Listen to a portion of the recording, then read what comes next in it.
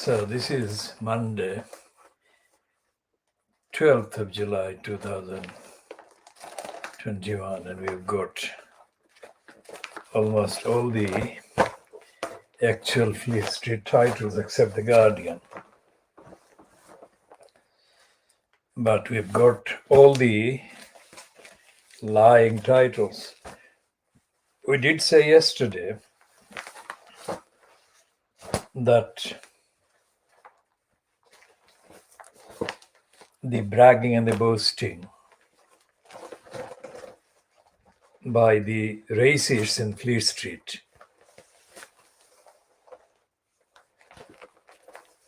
were over the top, and that it was conceivable that they would be penalized. Well, we didn't say the word penalized, but we meant it. So, what we have to say at this stage, in this part A, is one of the most important universal values about sport, that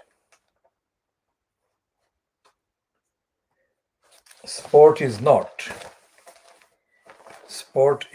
about race, racism, racist superiority or sense of superiority whatsoever. Sport is about human endeavor, and it's universal. And it is, in terms of activities, probably the most important value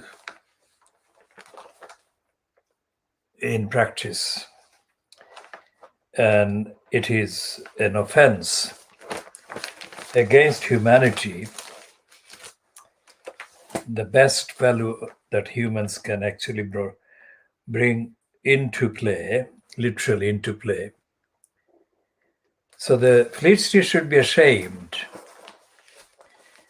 for promoting this racist superiority myth, as should Brenda herself, Queen Elizabeth too, for taking part in the peddling of racism under the cover of supporting the England football team.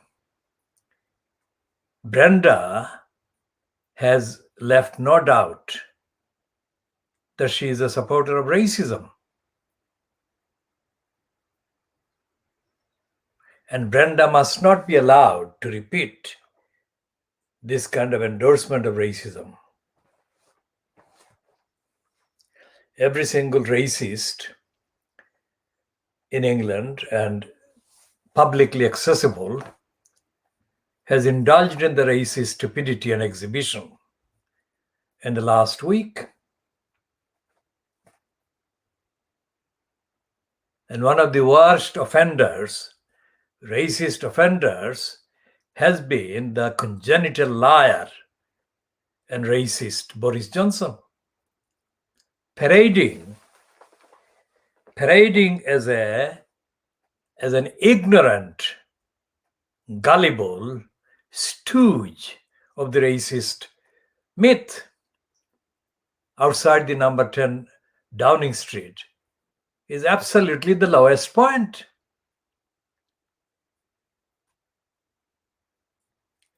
And the racists in Fleet Street have also paraded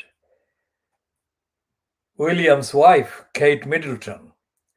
One minute they say that she is in isolation. Next minute they parade her in unbelievably shameless way. This is one of the latest ones that they paraded. Is shameless, disgraceful, and totally racist and corrupt. That's her.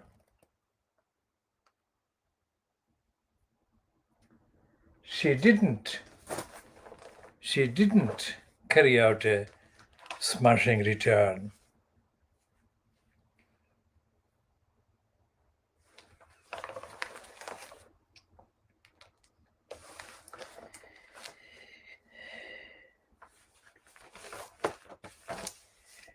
Now, the racists have no place. There is no room in the racist papers for real life at all.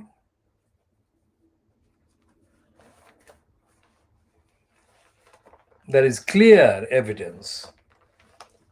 There is clear evidence that food crisis is already on. Food crisis in Britain is already on. It's not just the COVID crisis, but food crisis.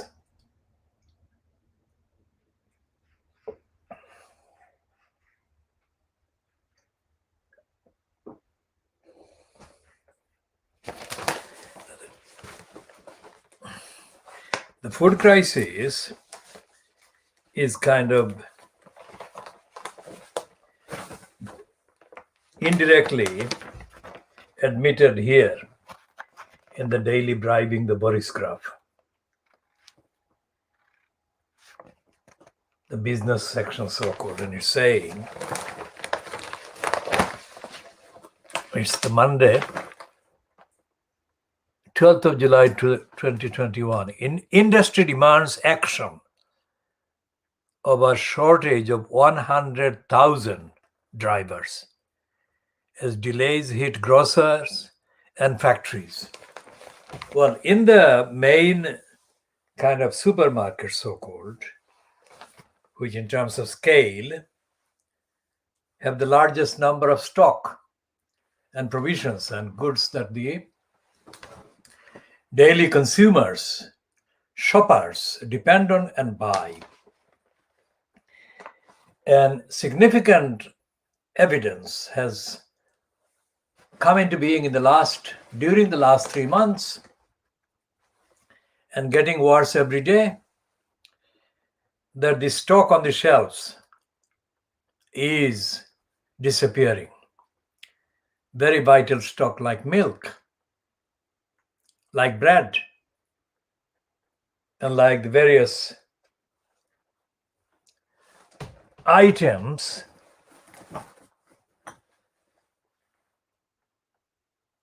including Hartley's strawberry, for example, and other versions, other labels. So here the daily bribing Boris Johnson graph is running. The main heading is Ministers in Secret Visa Talks to End Haulage Crisis. Haulage is the transport by big lorries, mainly of goods and items for shops and businesses. So it's Alan Toby is saying in the subheading, industry demands action over shortage of 100,000 drivers as delays hit grocers and factories. The ministers have launched secret talks. It's no longer secret now, is it? Ministers have launched secret talks on a short-term visa scheme for foreign lorry drivers as the race to prevent a shortage of staff from overwhelming the haulage industry. How dare the criminals? Short-term visa for foreign lorry drivers. How dare they? It's the criminality of Brexit. It's the criminality of racist Brexit. We say criminality of racist Brexit.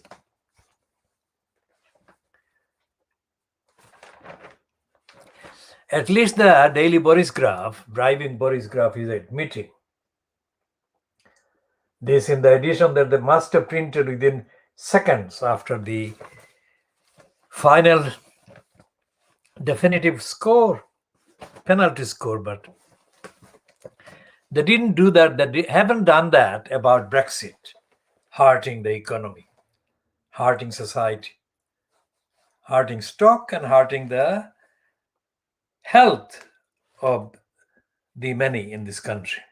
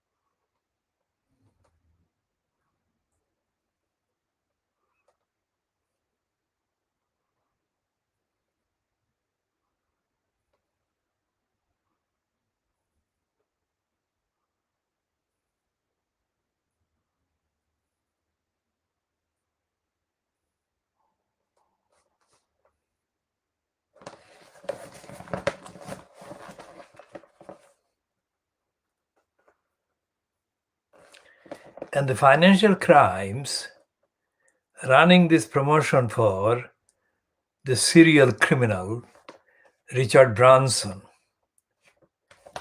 is overhyping his achievement. Well, he has not achieved anything. He's a crook. And the money that he stole, serially stole over decades, should be returned, and the money should be put to use to serving the environment and the planet. And it's not just him. All the billionaires are big criminals who should not be mollycoddled as they evade the duty to return the money. All the big billionaires are criminals who should be prosecuted until they die, because the amount of money that they have stolen is so huge that the details will take as long as the rest of their lives, whichever of the criminals we are talking about here.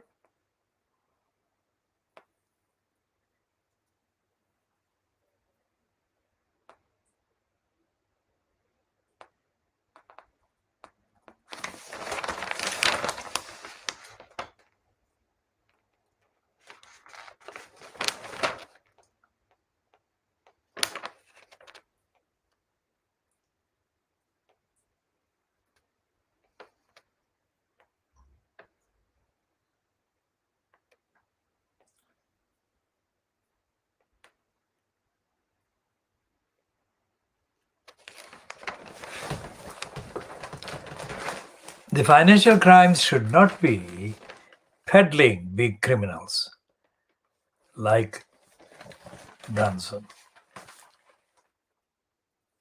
Now, whatever happened to the Levison inquiry and whatever happened to the so-called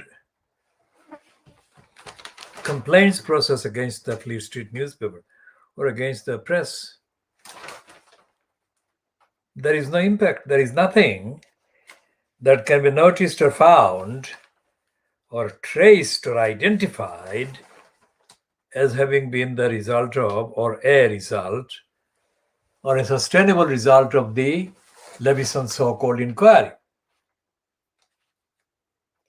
Why is it there is nothing to hold the likes of the financial crimes peddling the criminal Richard Branson and other criminals, all the big businesses? There is no recourse. There is no platform. There is no process to hold these criminals to account against the rights and the entitlements of society and of the many.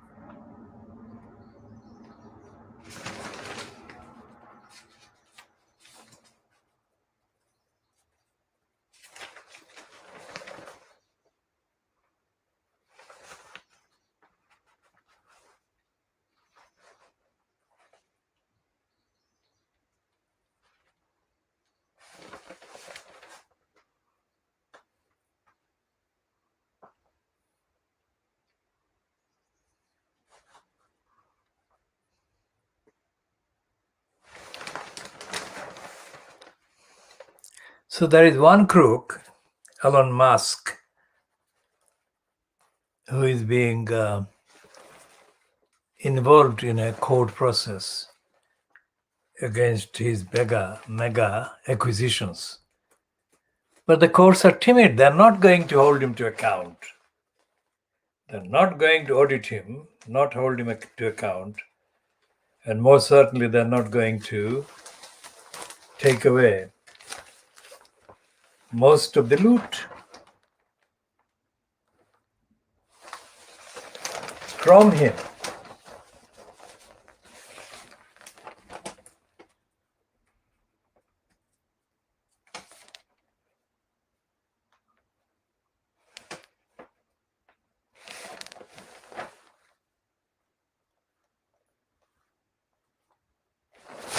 There is a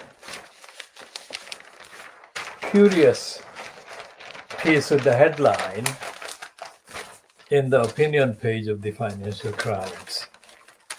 It talks about we might be done with the jihadis, but they are not done with us.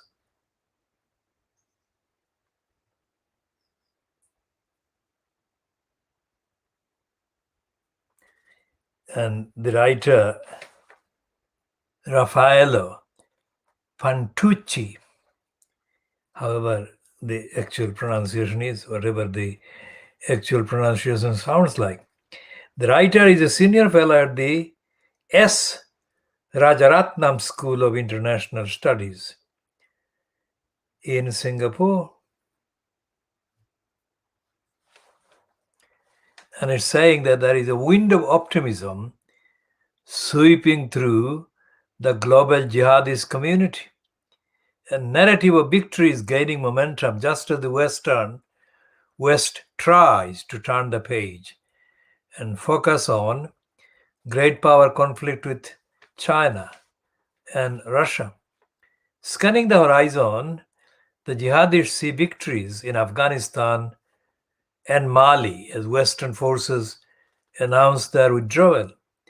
In northwestern Nigeria and Mozambique, ISIS-affiliated groups are gaining ground. And in northeastern Syria, an Al-Qaeda-linked group is rebranding itself as an acceptable government.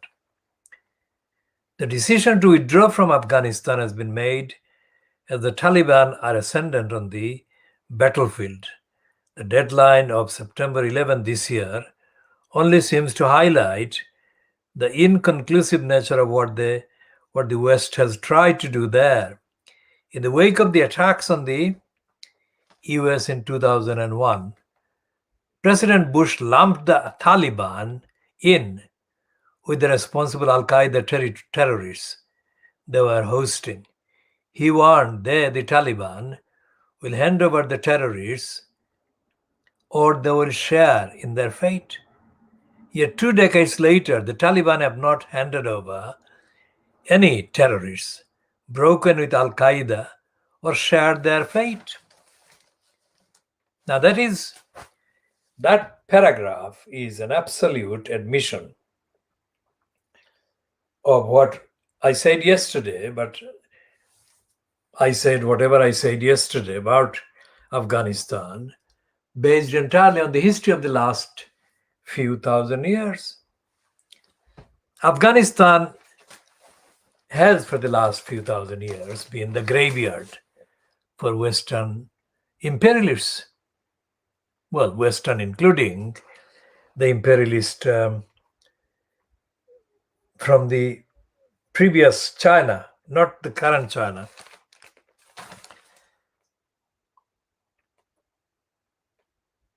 And this is a piece that contains that admission in the Financial Crimes, but also makes excuses for the announcement of the withdrawal of the American troops from Afghanistan and the similar kind of policy steps taken by the West in Mali.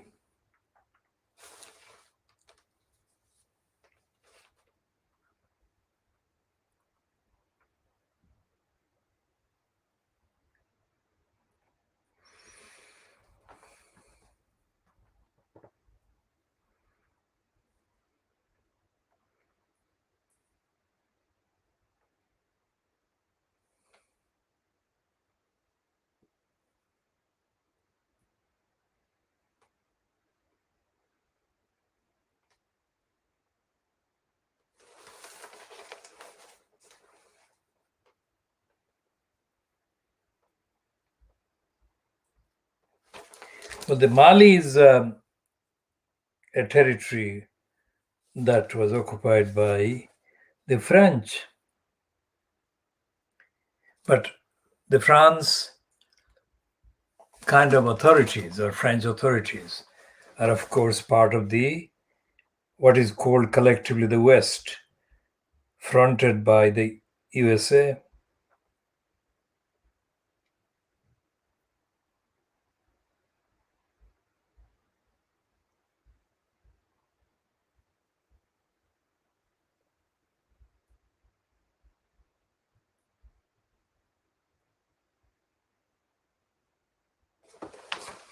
And the financial crimes piece criticizes the UK and the USA. UK is referred to by and represented by the word Whitehall, and the USA is by Washington, not White House. So the paragraph reads, Whitehall and Washington may want to focus on China, but jihadist conflicts are still very much with us. Given that we seem unable to resolve the issues that animate these movements, we are obliged to simply manage them. But handing them rhetorical victories is not helpful. Now, this is a stupid, idiotic imperialist writing, or a stupid ignorance stooge. The Lebanese born female editor of the Financial Crimes is editing, or is editorially allowing the publication of. It's racism, you morons. And it's to do with the Crusader agenda. The Crusader agenda against the Muslims that has been ongoing for the last, let's say, 1500 years. That has to be admitted and that has to be abandoned. And the Christian imperialists must abandon the hateful agenda against Muslims or Islam. This is the least that needs to happen if significant end to hostilities is to be cited. SIGHTED. And I'm not talking about any of this in a theological way. I'm talking about it internationally, objectively, absolutely objectively, neutrally.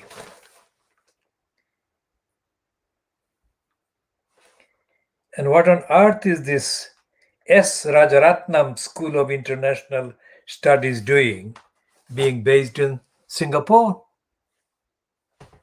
This is a South Indian name, Rajaratnam. So let's see what the Rajaratnam thing is saying in effect.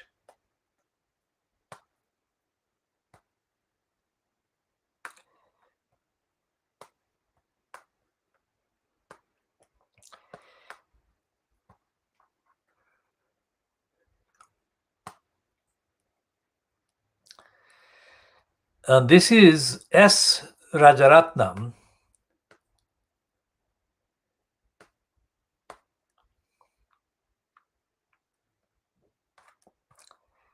Let's see who is S. Rajaratnam.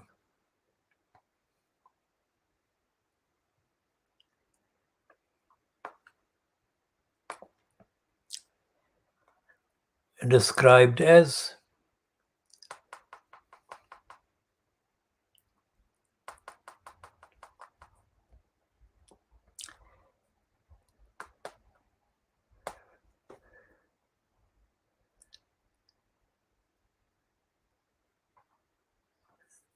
and they say that he was Singapore's first foreign minister following Singapore's abrupt independence in 1965. During his tenure as foreign minister, Rajaratnam helped Singapore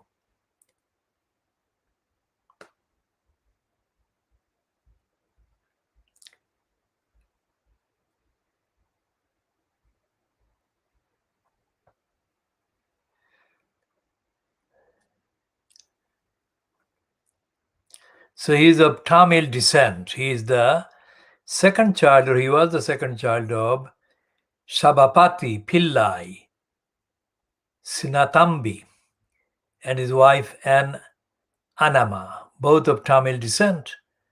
Rajaratnam was born in Tamil Nadu, the place called Vaddu Koddai, Sitankani, in the Yaj Panam region of Sri Lanka. So his father had wanted him to be born there for auspicious reasons after the premature death of his older brother. He was then brought back to Malaya and raised in Siramban and Selangor. His younger brother, S. Sivaratnam, was born in Seremban and was a founding member of the Democratic Action Party. Rajaratnam studied at St. Paul's Institution and Victoria Institution in Kuala Lumpur, and later at the Raffles Institution in Singapore. In 1937, he went to King's College London to pursue a law degree. However, due to World War II, he was unable to receive funding from his family to continue his studies. Instead, he turned to journalism to earn a living. He met his wife, Piroska Fahar, a Hungarian teacher, while in London. In London, Rajaratnam also wrote a series of short stories, which the Spectator's J.B. Trent reviewed positively.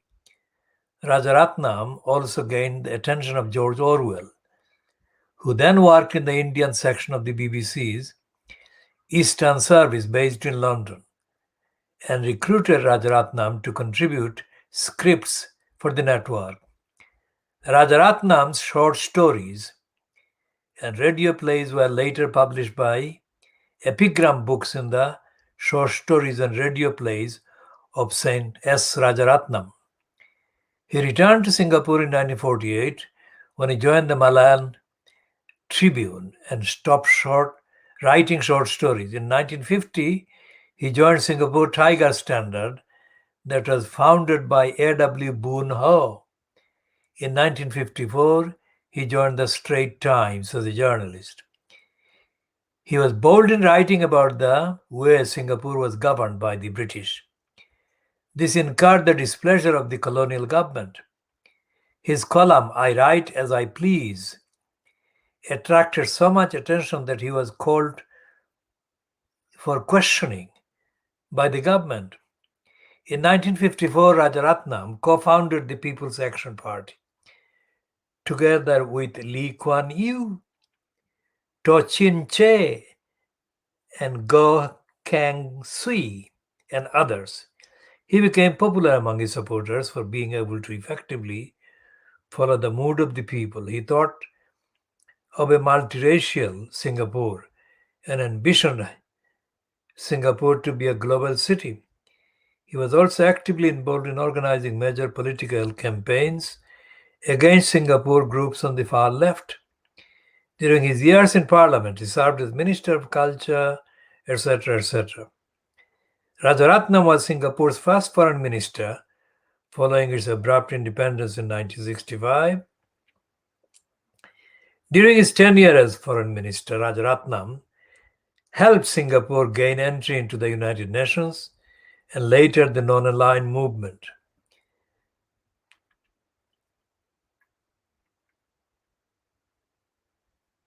I remember one,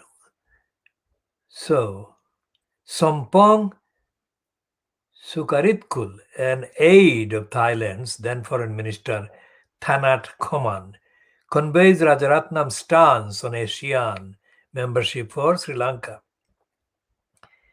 in 1967. I remember one was an economics minister. He waited there anxiously for a signal to join the discussion, but it never came. It was Rajaratnam of Singapore who opposed the inclusion of Sri Lanka. He argued the country's domestic situation was unstable and there would be trouble. Not good for a new organization.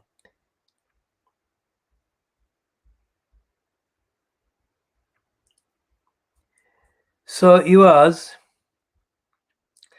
Rajaratnam retired from political office in 1988 as part of the leadership transition. He then served at the Institute of South Asian Studies as a distinguished senior fellow from 1st of November 1988 to 31st of October 1997. In 1994, Rajaratnam was diagnosed with dementia and was unable to move or talk by 2001.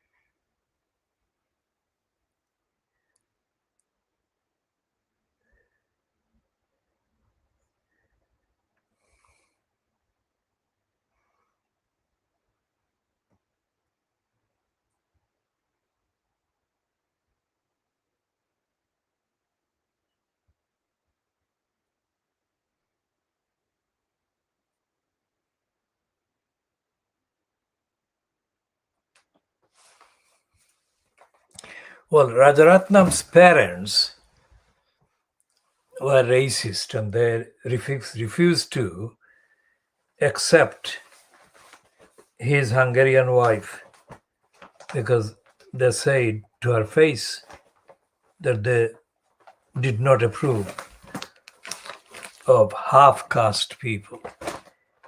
Now that is stupid, and that actually is something that needs further examination. Now let's go back to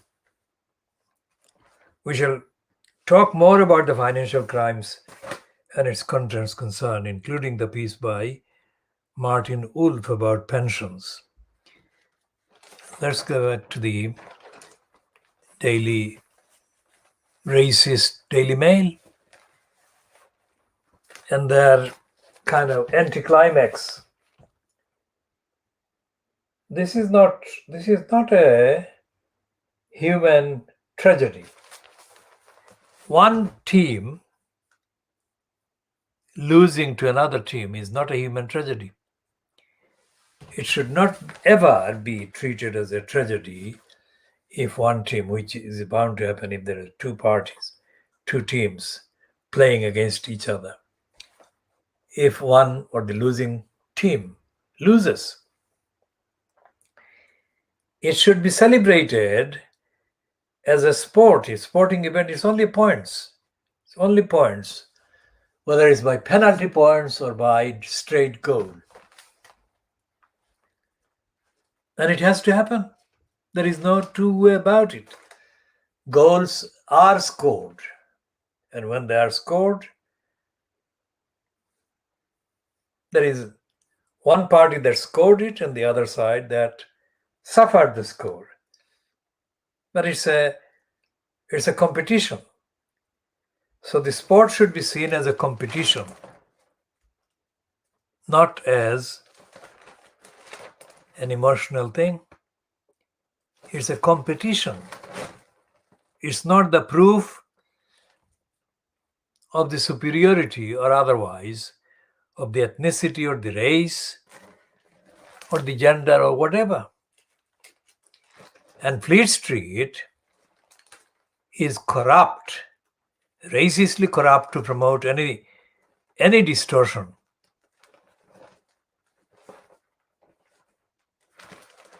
I mean, the fact that they have brought in the entire royal family as a symbol of the emotions is completely corrupt. The many don't share the royal family's privileges. And nobody has lost anything as a result of the loss, of the England team. There is something else that is noticeable, and we should come to that in a minute.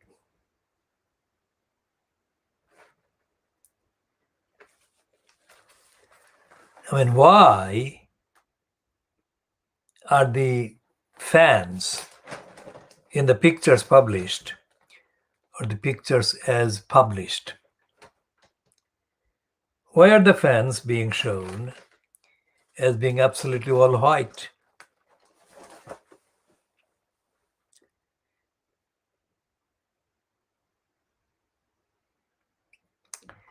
No fans are being shown in the pictures in the Daily Mail, for example, who are of African or Asian origin or background or identity or heritage. If there are, then they are not visible.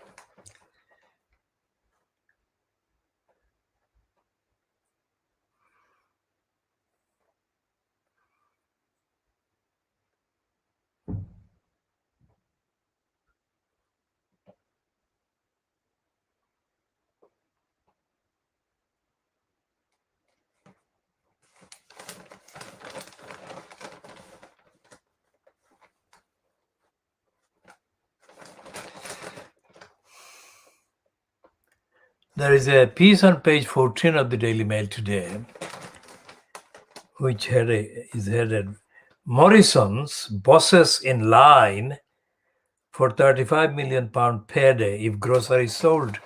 Now there has to be an end to this.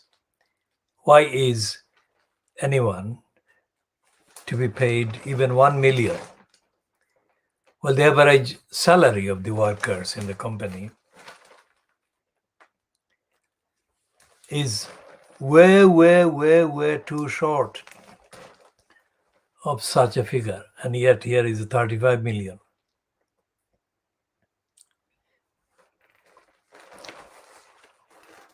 And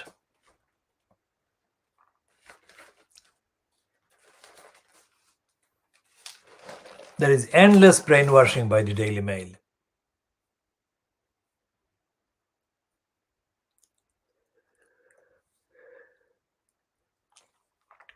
And the editorial is, even in defeat, our footballers have given a lesson in unity and dedication that should inspire us all.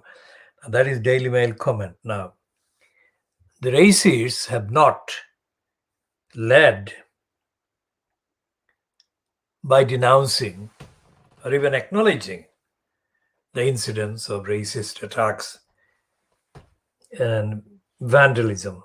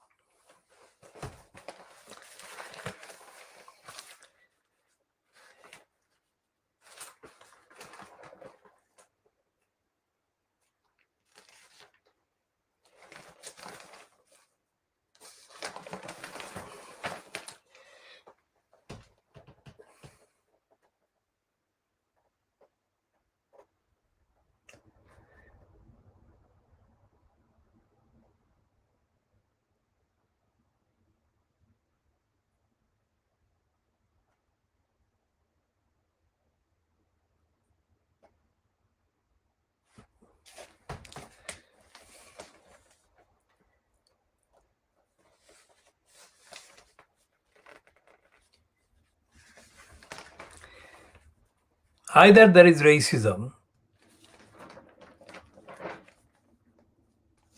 or there is racist appropriation, misappropriation of issues like Brexit, or there is pornography.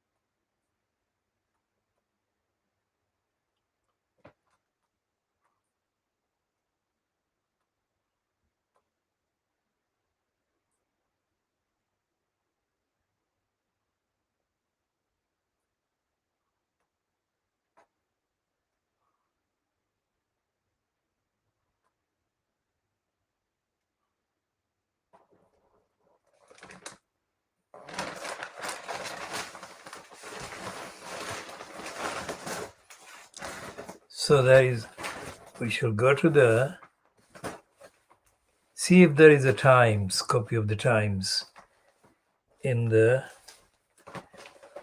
collection today. Maybe there isn't. I don't think there is a Times, or is there? Oh, there is a Times, yes. And today's Times is priced. Cover price is £2.20.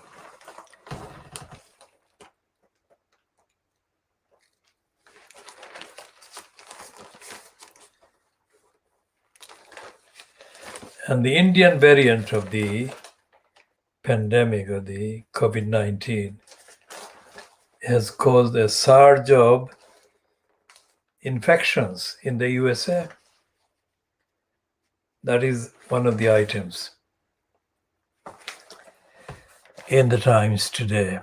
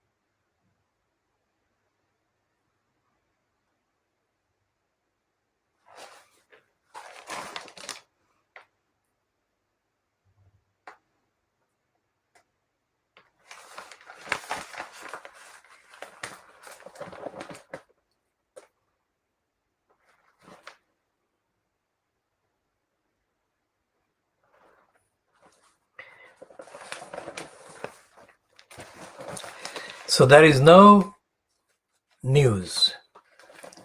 There is no news about what is happening to the many, what is happening in society.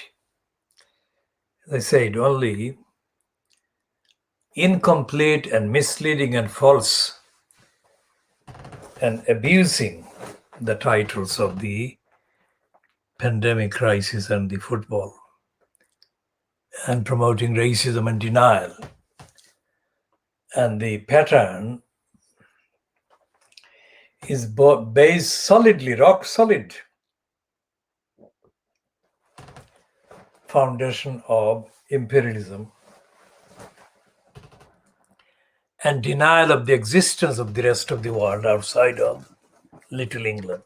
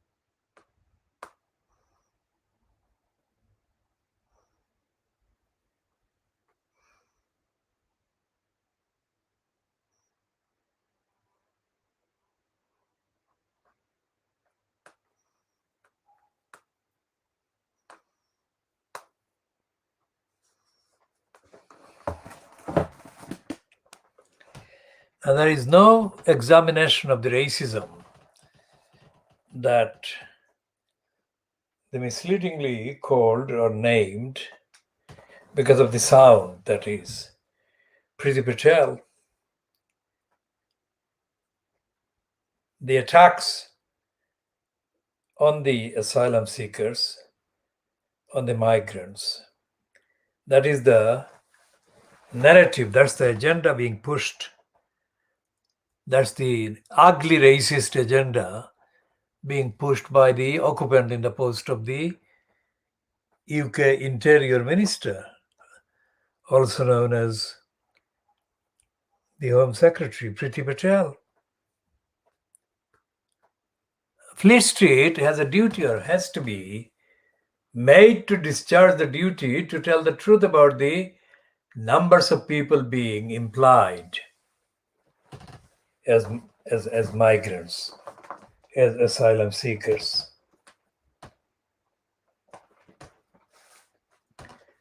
Because the numbers of people that are actually present in the UK who entered as asylum seekers who were kind of discovered as having entered without declaring their international legal status. The numbers of people in that category of asylum seekers or as refugees, the numbers are very small.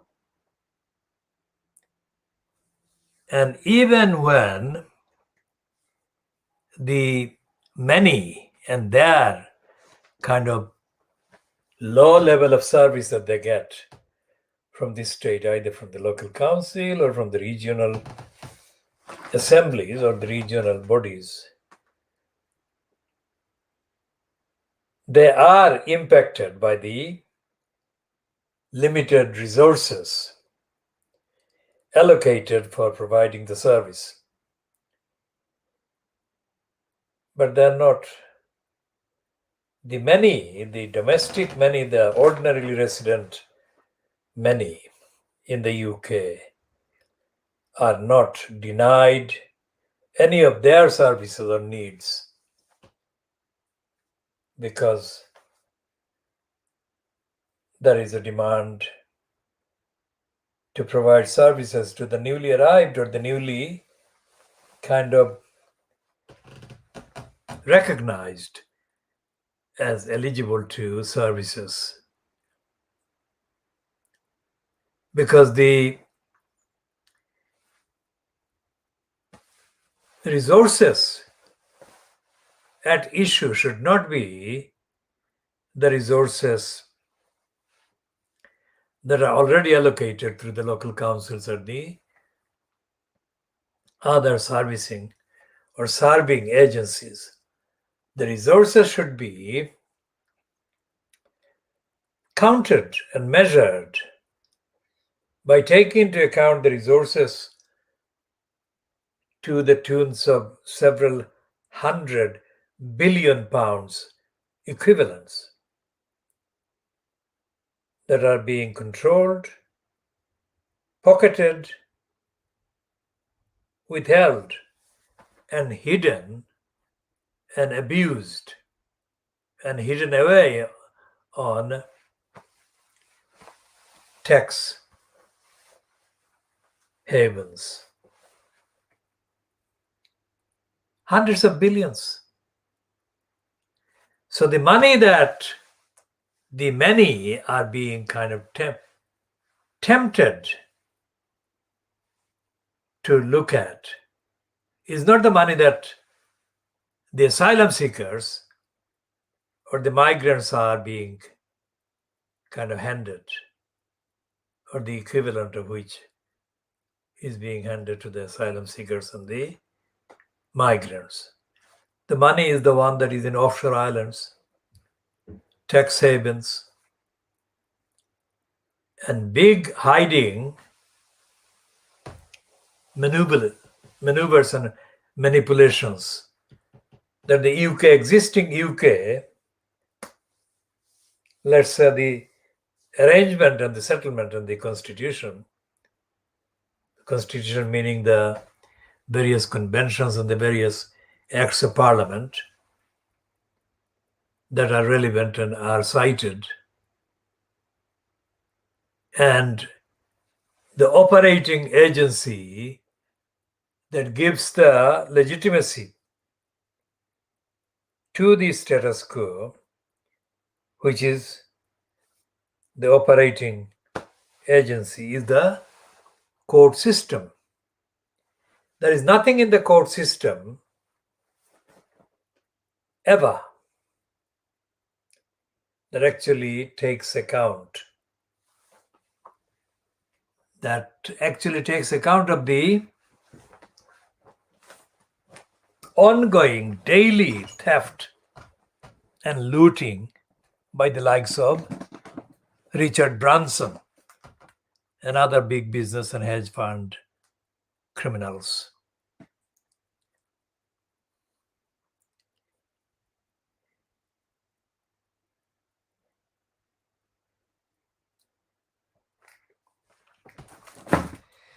So what is happening is that none of the billions that are being transferred to the likes of Branson and hedge fund operatives and the banks, none of that is discussed. Neither the details being published, nor the various stages of the theft being listed, let alone examined. And the Labour Party as the opposition, either in the country or in the Houses of Parliament is absolutely politically dead, murdered, killed. So the Labour Party is dead. Parliament is a dead parliament anyway, because it doesn't work as an active, alive parliament. Parliament is a token dead kind of corpse. It's a corpse of democracy. Because anything that the Johnson-fronted cabal puts on the table is a procedural motion. Unless the very timid and corrupt speaker, Lindsay Hoyle, chooses to stage a pretense of democracy, anything that Boris Johnson-fronted cabal puts on the table as a motion gets passed. The numbers are so huge. The numbers handed to Boris Johnson by the stupid Jeremy Corbyn. Because Corbyn should never have agreed to the election in December 2019. According to the convention, Corbyn wasn't obliged to agree to Johnson staging the stunt of the election in December 2019. But Corbyn, being stupid, he didn't see what was happening. Or if he wasn't stupid and if he's a secretly intelligent person, then he was colluding in the conspiracy by Boris Johnson against democracy. By that I mean that Corbyn was a secret supporter of Tony Benn. And Tony Benn's political collusion with the right and the racists as embodied by Enoch Powell. So if Corbyn was actually colluding with that kind of a gender narrative throughout his period in the post of leader of the Labour Party in Parliament in the country, so Corbyn might have been a secret Brexiteer all along. So whatever his intention, whatever the actual secret hidden agenda that Corbyn was promoting about Brexit, the reality got worse by his handing the election 2019 to the Boris Johnson-fronted cabal.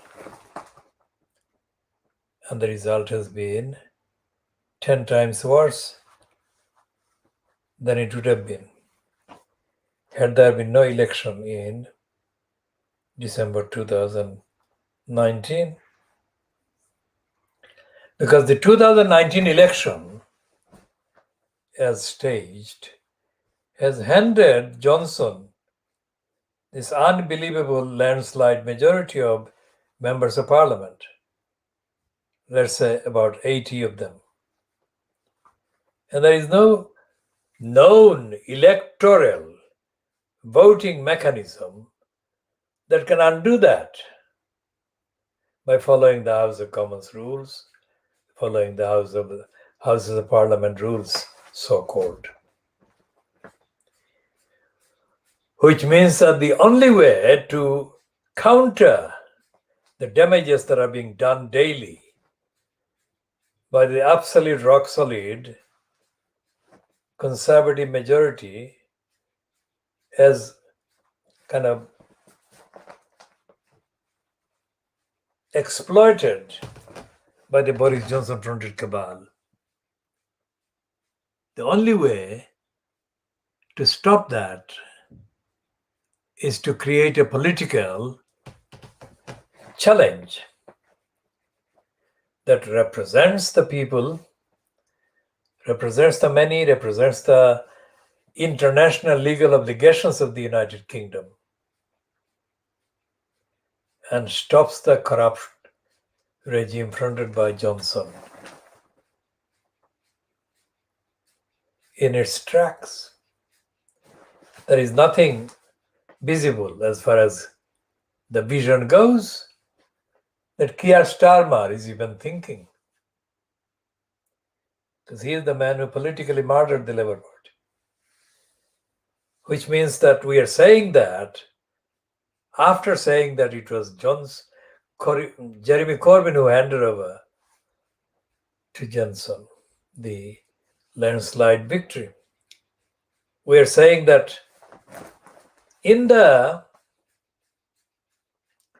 period since the December 2019 so-called election, Starmer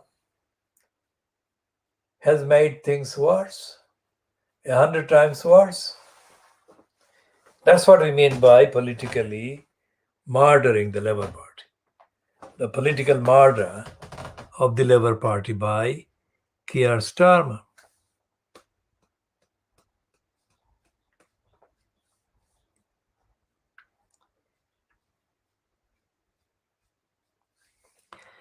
And there is absolutely no sign that Starmer is actually alive. Politically alive, that is. And that political death we shall be talking about more of